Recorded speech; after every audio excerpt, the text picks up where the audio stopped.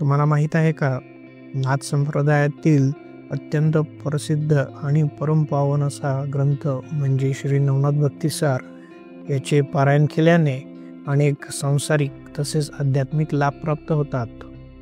या ग्रंथात एकूण 40 अध्याय असून प्रत्येक अध्यायाचे एक विशेष असे महत्त्व आहे. सुमारे 2 शतकांपूर्वी श्री धुंडीसूत मालुकवी यांच्याद्वारे हा ग्रंथ रचला गेल्याचे सांगण्यात येते. खरे तर संपूर्ण ग्रंथ पारायण केल्याने विशेष लाभ प्राप्त होतो, परंतु काही भाविक विशिष्ट हेतू साध्य करण्याकरता काही निवडक अशा अध्यायांचे पारायण करतात. तर आज आपण काही ठराविक अशा अध्यायांची फलश्रुती या व्हिडिओमध्ये पाहूयात. अध्याय 2 फलश्रुती धनप्राप्ती.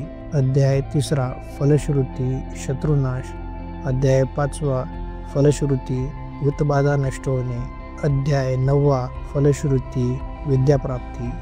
अध्याय 15 फलश्रुती घरातील भांडणे नाहीसे होऊन घरात सुख शांती प्राप्त होणे. अध्याय 22 फलश्रुती विद्यावान पुत्रप्राप्ती होणे. अध्याय 28 फलश्रुती गुणवान स्त्रीबरोबर विवाह होऊन सुख प्राप्ती होणे. अध्याय 34 फलश्रुती सर्व कार्यसिद्धी होणे. अध्याय 40 या अध्यायाचे फल असे सांगण्यात येते की हा अध्याय वाचल्याने संपूर्ण ग्रंथ वाचण्याचे पुण्य मिळते. त्यामुळे हा एक प्रकारे कामधेनूसारखा सर्व इच्छा पूर्ण करणारा असा अध्याय आहे. पुत्र पौत्र धनधान्य यश इत्यादिकांची प्राप्ती होण्याकरिता 40व्या अध्यायाचे महत्त्व सांगण्यात येते. नवनाथ भक्तिसार या ग्रंथाचे पारायण मुख्यत्वे करून श्रावण मासामध्ये करण्याचा प्रघात आहे. मात्र वर्षातील इतर दिवशीही आपण याचे पारायण नक्की करू शकता.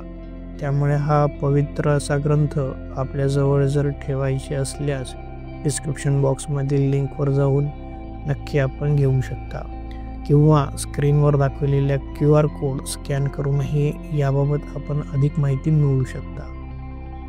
या ग्रंथाबद्दल अधिक माहिती हवी असल्यास कमेंट बॉक्समध्ये आपण प्रश्न विचारू शकता. त्याचे उत्तर देण्याचा आम्ही नक्की प्रयत्न करू. या व्हिडिओमध्ये इथेच थांबूयात.